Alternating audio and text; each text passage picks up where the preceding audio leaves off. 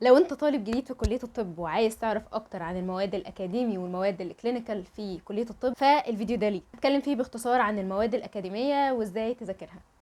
انا ساره، طالبه طب في القصر العيني، وفي الفيديو ده هكلمكم عن طريقه مذاكرتي للمواد الاكاديمي، واللي هي يعني سيمبلي ان هي مش الطريقه الصح الوحيده، في طرق صح كتير بتوصلنا لنفس النتيجه في الاخر. بس هديك شويه افكار. في الاول كده، مواد الطب بتتقسم لاتنين: مواد اكاديمي ومواد كلينيكي. المواد الاكاديمي دي هي اللي بتبقى اول سنتين ونص او اول سنتين على حسب كليتك ونظامها، والمواد الكلينيكال هي اللي بتبقى موجوده في اخر سنتين ونص او اخر 3 سنين. المواد الاكاديمي باختصار جدا هي المواد اللي ما فيهاش تطبيق عملي على بيشنس، هو بس انت مجرد ان انت بتذاكر وبتمتحن بس. انما المواد الكلينيكال او المواد الاكلينيكيه هي المواد اللي بيبقى فيها تطبيق عملي على بيشنس، يعني بيبقى فيها مذاكره وامتحانات وحضور راوندات في المستشفى وهكذا. وهي جايه من اسمها كلينيك، يعني عياده، ان انت بتشوف مريض وبتتعامل معاه وبتعرف بتاخد منه الهيستوري بتاعه وبتعرف اكتر عن مشاكله، وبيبقى فيه دايركت كونتاكت معاك مع البيشنتس لحد ما بتوصل لدايجنوزس معين، وبيبقى فيها امتحانات مختلفه عن الامتحانات العاديه اللي بتبقى في المواد الاكاديمي. طيب مبدئيا واحده واحده، المواد الاكاديمي دي بتشمل ايه؟ اول حاجه بتشمل فيسيولوجي، هيستولوجي، باثولوجي، فارماكولوجي، بايوكيمستري، وبارا ومايكرو. في حاجه كمان اكيد الناس يا ماده: اناتومي، فيسيو، هيستو.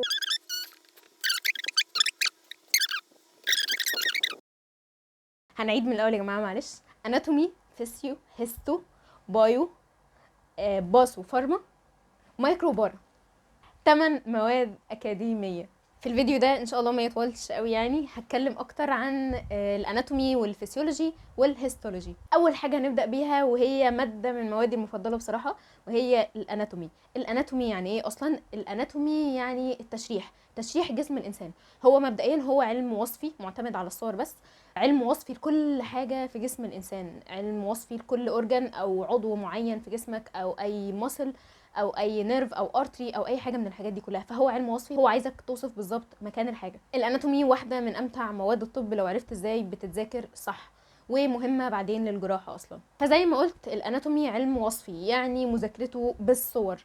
مذاكره الاناتومي اكيد اكيد عمرك ما تعرف تحفظ كميه الاوصاف دي كلها ومكان كل حاجه بالدقه اللي انت متخيلها لو انت ما عرفتش ان انت تشوف مثلا كام صوره، ان انت تعرف تتخيل مكان الاورجن او مكان الحاجه دي ايا كانت. اناتومي يعني صور صور صور صور صور كتير الى ما لا نهايه. شوف الصوره، تتخيل، تعرف تكتب في الامتحان بدقه. وغالبا اللي ذاكرته بصريه هيبقى الموضوع سهل شويه بالنسبه له، بس برضه هيبقى محتاج ان هو يمرن مخيلته على تذكر الصور اكتر من الكلمات.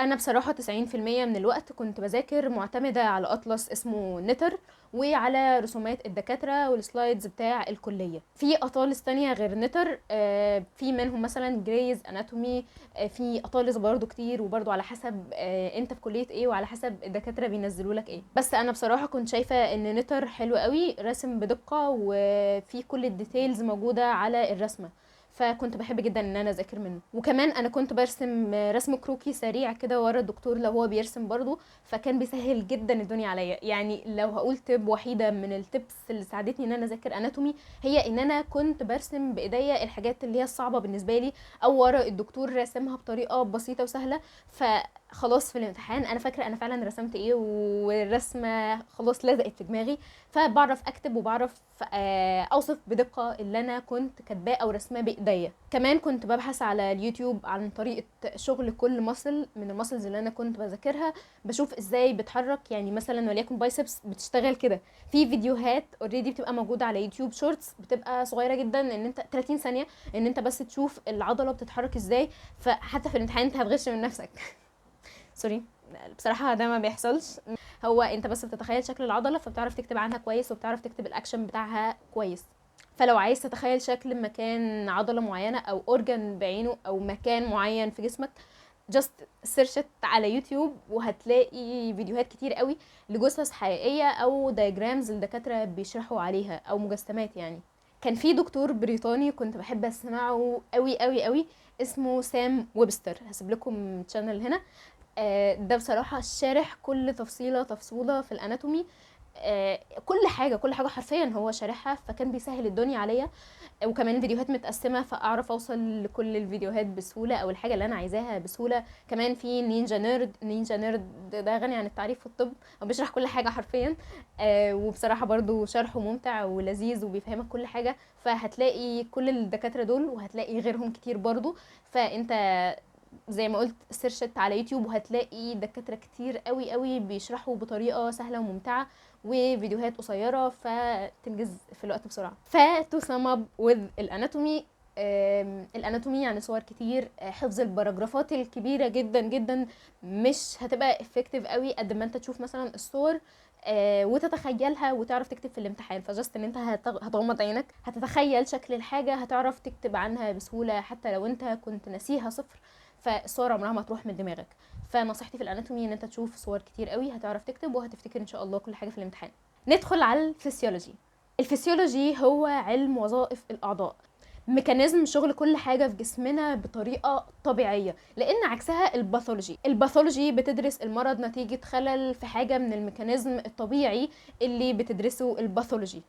اللي بتدرسه الفسيولوجي فالميكانيزم الطبيعي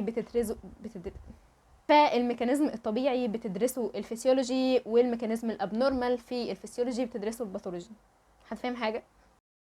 يعني الفسيولوجي بتدرس الحاجات الطبيعيه، والباثولوجي بتدرس الخلل في الحاجات الطبيعيه اللي الفسيولوجي بتدرسه. والفسيو مهمه جدا جدا لكل حاجه في الطب، حرفيا مهمه لكل المواد، مهمه للباثو، مهمه للفارما، مهمه للبايوكيمستري، مهمه لكل حاجه، ومهمه بعدين للمواد الكلينيكال اصلا. فالفسيولوجي لو ما فهمتهاش انت مش هتعرف تفهم طب كويس. والفسيولوجي يعني دكتور ناجي. خلاص حاسه ان انا اتكلمت كفايه عن الفسيولوجي، حرفيا هقفل الفيديو خلاص. الفسيولوجي مش هتعرف تفهمها كويس الا لو سمعت دكتور ناجي. محدش يقنعني ان هو بيعرف يفهم فسيولوجي لو ما سمعش دكتور ناجي، بصراحه ده كومبو كده مع بعضه. دكتور ناجي دكتور كان موجود زمان في القصر العيني، بس هو حاليا بروفيسور في جامعه في كندا وبيدرس هناك فسيولوجي. فبصراحه هو حد فوق العبقريه بالنسبه لي، ان هو ازاي بيعرف يوصل المعلومه دي وفهم كل حاجه فيها، غير انه بجد مثقف وانا بجد بحبه جدا جدا جدا. فهو شارح الفسيولوجي كلها على تشانل على يوتيوب، فبجد تحفه، وكمان بالعربي. فبجد في اعتراضات كتير على ضيق الوقت بصراحه في الموديولات، ودي حاجه حقيقيه جدا. الوقت في الموديولات مضغوط حرفيا. وكمان محاضرات دكتور ناجي طويله، بس معلش تعالى على نفسك واسمعها، هتفهم، هتستمتع، وهي مشوقه، هتطلع منها فاهم كل حاجه. فبجد نصيحه ما تستخسرش وقت ولا مجهود ان انت تسمع المحاضرات دي، حتى لو هتسرعها في 2 بس تطلع منها مستفيد باقصى استفاده. وممكن في الاخر كمان قبل الامتحان مثلا بتاعك بكام يوم ممكن تسمع كراش كورس لاي دكتور عندك موجود في الكليه علشان تعرف الاسئله بتيجي فين بالظبط. بس بجد ما تفوتوش ان انتوا ما تسمعوش دكتور ناجي. وانا بصراحه انا شايفه ان الفسيولوجي دي اهم ماده في الطب كله، هي الاساس اللي بتبني عليه اي حاجه تانية، هي الاساس اللي بتبني عليه الامراض، هي الاساس اللي بتبني عليه الادويه، هي الاساس اللي بتبني عليه كل مواد الكلينيكال. فبالنسبه لي انت لو ما فهمتش فسيولوجي كويس مش هتكلم. ابذل مجهود ان انت تفهمها، هتحس بمتعه شديده جدا وانت بتفهمها، وهتحس ان انت فعلا واو سبحان الله بجد على اللي احنا بندرسه، سبحان الله بجد على اللي احنا بنتعلمه، الحمد لله بجد على قيمه العلم. وبجد انا كنت بحب اسمع قناه ميديكو كنت بحب اسمع قناه ميديكوزس. القناه دي بجد بجد تحفه فنيه في الرسومات والفسيولوجي عامه جنرالي. كانت بتقول نيمونكس كده لطرق الحفظ في الفسيولوجي وازاي تثبتها في دماغك، والصور بجد كانت بتثبت في دماغي. وكمان انا شاكه بصراحه ان اللي عاملها هو كان طالب عند دكتور ناجي، ان هو في مره قال في فيديو من الفيديوهات ماي ايجيبشن بروفيسور قال كذا كذا كذا كذا، وهو نفس الحاجه بالظبط اللي انا كنت سامعاها لدكتور ناجي امبارح. بجد يعني بجد تحفه طب يعني بصراحه. وكمان قناه اوزموزس حلوه قوي قوي قوي. نينجا نيرد واحد من اعلام الطب على يوتيوب، بصراحه شخص برضو عبقري جدا. ومذاكره الفسيولوجي كريتن، انا الحل بالنسبه لي اللي كان بينفع معايا كويس قوي ان انا احفظ بس العناوين الرئيسيه، ان انا احفظ الكلمات المهمه او الكلمات اللي المصحح بيركز عليها، والباقي اجيبه فهمي او استيعابي كده بالسنس. لان بصراحه كان كبير قوي والمواضيع كبيره بالنسبه لي ان انا احفظها كلها. انا عندي مشكله في الحفظ، يعني بصراحه دي مشكلتي في الطب، لو هي مشكله واحده هي المشكله دي، ان انا مش بعرف احفظ حاجات كتير قوي، بحب افهم اكتر ما احفظ بكتير. فكانت بالنسبه لي الطريقه اللي بتنفع في الفسيولوجي بالذات ان انا احفظ بس العناوين الرئيسيه واحفظ الكلمات المهمه، والباقي كنت بجيبه بالاستنتاج. ودي كانت بتنفع معايا بصراحه في اغلب الامتحانات، ومفيده جدا بصراحه بالنسبه لي يعني. ولو امتحانك ام سي كيو فالموضوع بسيط جدا وسهل، اسهل بكتير من الريتن، لان مجرد ما انت تقرا المنهج كام مره، يعني طبعا بعد ما تذاكر المحاضرات اقرا المنهج كام مره قبل الامتحان، مش محتاج ان انت تركز قوي على حفظ حاجه بعينها، لان الام سي كيو بيبقى جاي اندايركت شويه. فاقرا المنهج كام مره قبل الامتحان هتحس ان انت خلاص كل حاجه بقت في دماغك، انت مجرد ما تشوف السؤال ان شاء الله هتفتكر الاجابه يعني.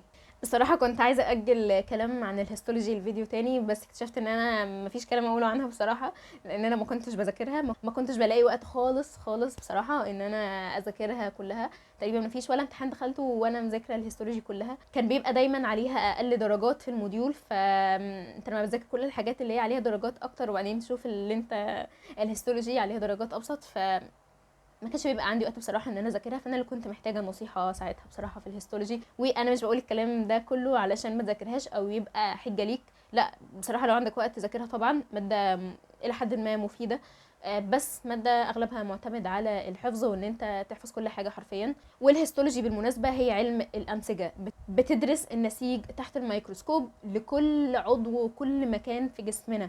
والهيستولوجي مذاكرتها كام سي كيو اسهل بكتير من مذاكره الريتم بتاعتها، لان هي ماده معتمده على الحفظ، فمذاكره الريتم بتاعتها بتاخد وقت كبير ومجهود ومحتاجه تكرار ومراجعه باستمرار. فانا نصيحتي في الهيستولوجي لو انت تدخل الامتحان ان شاء الله يعني مذاكرها كلها، ان انت تكون مراجعها قبل الامتحان على طول، مش قبل الامتحان اللي هو امبارح، قبل الامتحان اللي هو يوم الامتحان الصبح كده، وانت نازل في ايدك كتاب الهيستولوجي اقرا الحاجات كلها ورا بعضها، ان شاء الله تفتكر الحاجات المهمه فيها. وحاول على قد ما تقدر تراجعها، يعني تخلص مذاكرتها بدري بدري وتراجعها قبل الامتحان مرتين ثلاثه علشان تقدر تفتكر كل معلومه فيها، لان للاسف هي ماده بتتنسى بسرعه قوي قوي قوي، بتتبخر حرفيا. وبس كده، ده كان فيديو النهارده، ان شاء الله اعمل اجزاء تانية لباقي المواد بس لما اخلص دراستها اكاديميا علشان ابقى موضوعيه في الكلام عنها.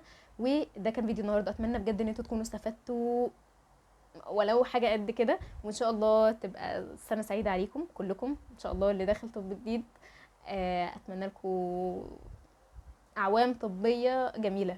وبس كده.